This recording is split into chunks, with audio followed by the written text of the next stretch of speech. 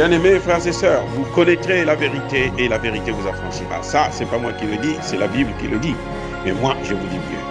Vous connaîtrez la vérité historique, notamment celle de vos ancêtres kémites, et vous aurez une vision globale de ce que c'est que la vraie souveraineté politique. J'ajoute, vous reviendrez à la spiritualité africaine ancestrale et vous comprendrez les enjeux de l'indépendance économique. Et pour terminer, vous accepterez votre identité culturelle kémite et vous obtiendrez deux choses. La première, c'est la paix. La seconde, c'est le développement, à une condition. L'unité de toute l'Afrique noire, l'unité de tous les Noirs du monde entier. Otep à tous, bienvenue sur la chaîne des panafricanistes par essence, par conviction et par excellence. Celle des citoyens kémites par nécessité et obligation de combat. Nous sommes une chaîne qui n'est guidée que par nos ancêtres, et rien que par les ancêtres qui appartiennent à l'égrégore du monde noir. Par conséquent, nous ne croyons en aucun Dieu venu de l'étranger. Toutefois, cette vidéo n'est aucunement destinée à inciter à la haine ou à la violence, car nous menons un combat qui est d'abord et avant tout spirituel, intellectuel et démocratique. Ensuite, il est politique, géopolitique et géostratégique, contre l'impérialisme, le colonialisme, le néocolonialisme et l'endocolonat, qui sont tous qualifiés de crimes contre l'humanité. Nous menons ce combat sur la base du principe fondamental que nous avons hérité de nos ancêtres kémites, qui est celui de la Mahat, c'est-à-dire solidarité, vérité et justice. Vous êtes donc en droit de connaître la vérité et nous avons l'obligation de vous dire la vérité, rien que la vérité, afin que justice soit rendue au continent africain. Et ça, c'est notre modeste contribution dans cette noble lutte en faveur de la souveraineté, la dignité, la solidarité et l'unité africaine. Ça, c'est ce que nous appelons le panafricanisme. Bien-aimés frères et sœurs, la France menace les pays africains d'utilisation de l'arme atomique. La France veut utiliser l'arme atomique. Question. Réalité ou intimidation? Et que doivent faire les pays africains? Les journalistes ont posé la question à Emmanuel Macron en personne pour lui demander concernant la guerre en Ukraine, pas en Afrique, en Ukraine. Est-ce que vous serez capable d'utiliser l'arme nucléaire? Emmanuel Macron répond. Il dit, je ne veux pas utiliser l'arme nucléaire en Ukraine. Le journaliste poursuit. Quelles sont les conditions dans lesquelles vous pouvez utiliser l'arme nucléaire? Il dit, lorsque les intérêts de la France sont menacés. Écoutez bien, lorsque les intérêts de la France sont menacés. Et là, je me suis posé la question de savoir où sont les intérêts de la France. Est-ce que la France peut s'engager dans une guerre nucléaire avec la Russie ou avec les États-Unis? Ma réponse est non. La France n'a pas les couilles solides pour le faire. D'abord avec les États-Unis, parce qu'ils font tous partie des pays de l'OTAN. Et puis, malgré tous les coups que les États-Unis font à la France, elle n'a jamais, ne serait-ce que parlé, évoqué de ce sujet. On l'a vu lorsque les États-Unis ont ravi un marché de 50 milliards de dollars pendant 50 ans à la France. Joe Biden en personne a appelé Macron pour venir le rencontrer en Italie pour lui faire avaler la pilule. Macron s'est agenouillé. Au moment où je vous parle, les États-Unis vendent le pétrole, le gaz à la France et aux pays européens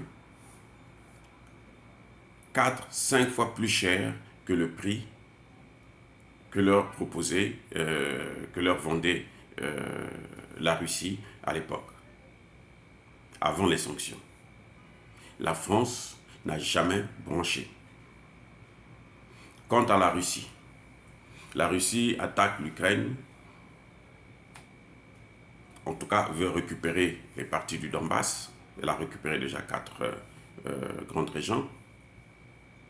Et elle continue à progresser dans le Donbass. La France n'a jamais dit un seul mot. La France n'est jamais intervenue. La France n'a même pas envoyé des experts là-bas.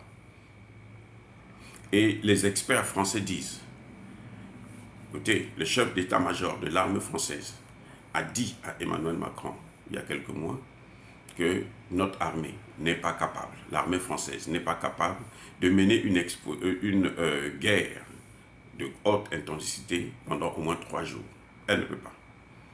Une journée seulement, c'est fini. Et il ajoute, notre armée est une armée d'expédition en Afrique.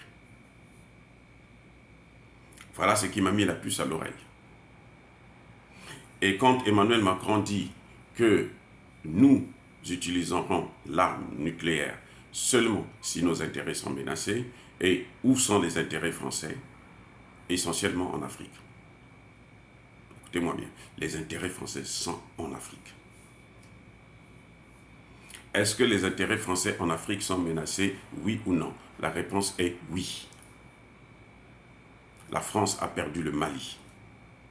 Le Mali, là, la nappe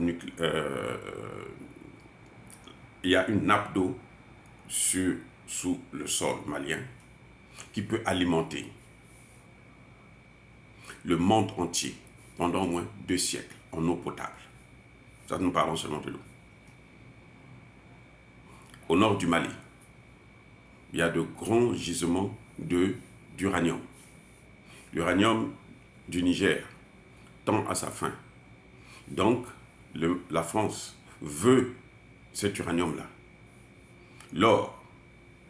Le Mali produit 60 tonnes d'or chaque année.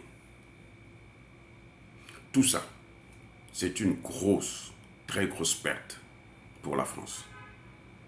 Je ne parle pas du franc CFA. Là, je n'ai parlé que du Mali. Mais vous avez aussi le Burkina Faso, qui produit aussi de l'or. On a découvert encore d'autres matières premières. Vous avez la RCA, qui est... Il y a des gens qui disent même que la RCA est plus riche que la RDC. Donc tout ça, c'était les intérêts français. Ça appartenait à la France. Le franc CFA est menacé en Afrique centrale. Le franc CFA est menacé en Afrique de l'Ouest. Tout ce que Emmanuel Macron a fait avec ce qu'on appelait le Wakran, l'éco-version Emmanuel Macron, tout ça c'est de la poudre aux yeux, ça a fait que retarder seulement l'évolution de la chose. Mais on va vers la fin du franc CFA, qui rapporte à la France 500 milliards de dollars chaque année.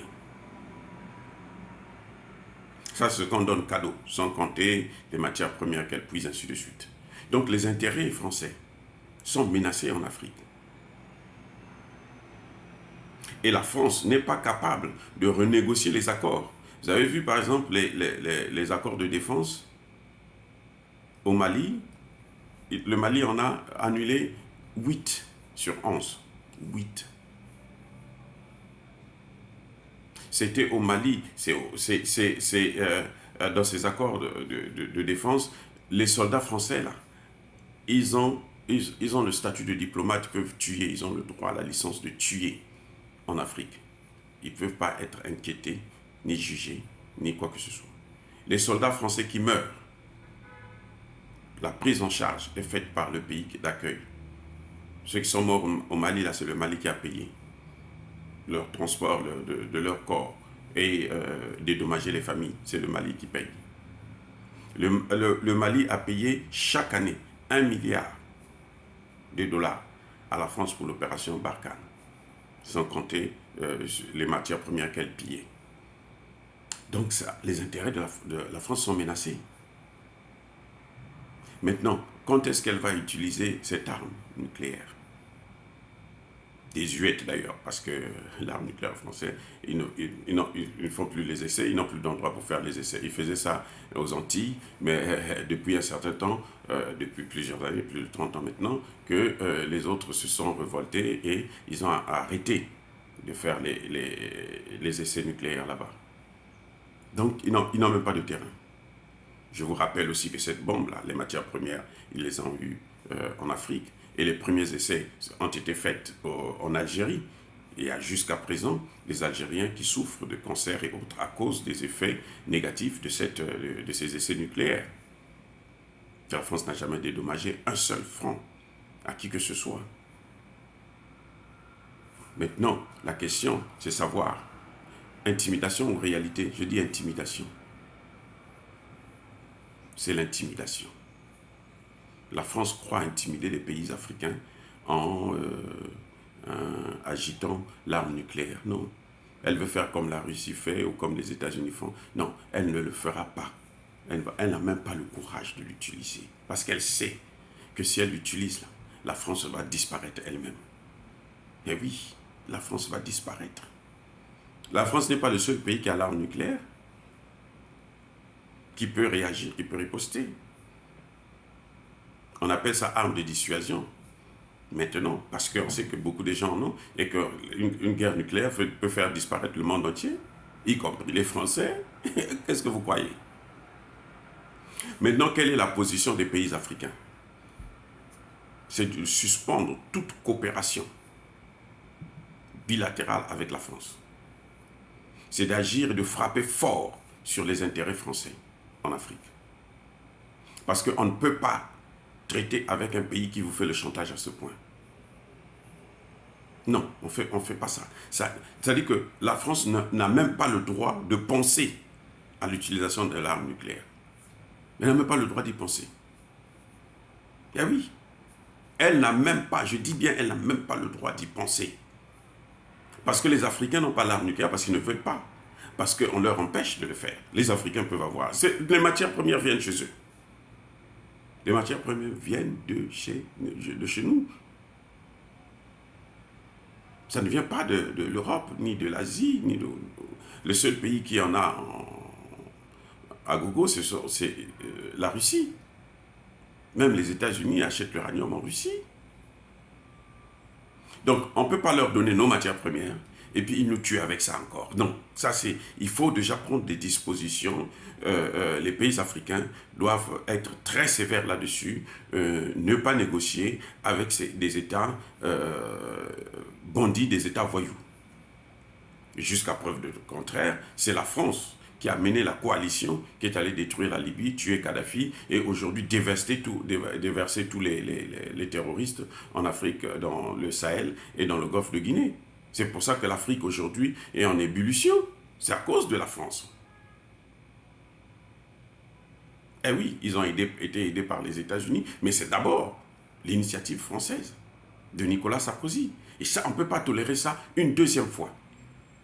On ne doit pas attendre que la France se prépare pour faire une attaque envergure dans un pays africain. Il faut agir dès maintenant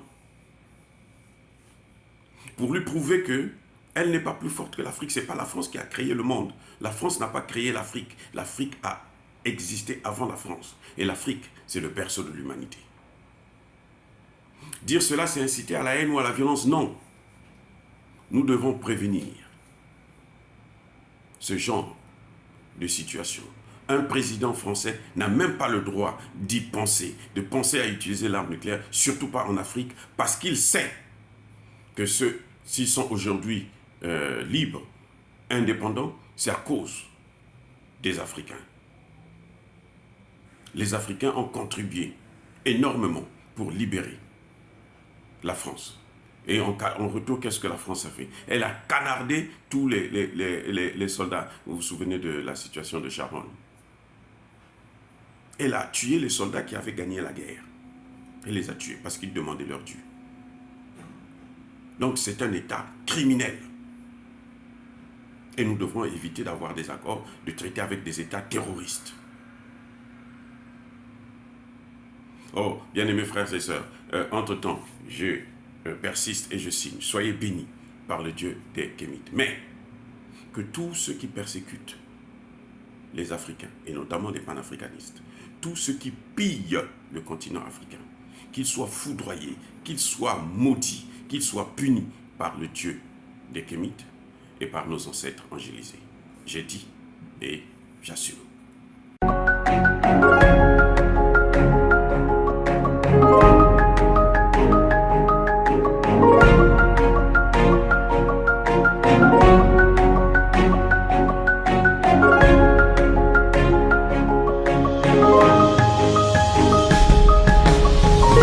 Eux, ils marchent par la foi et non par la vue.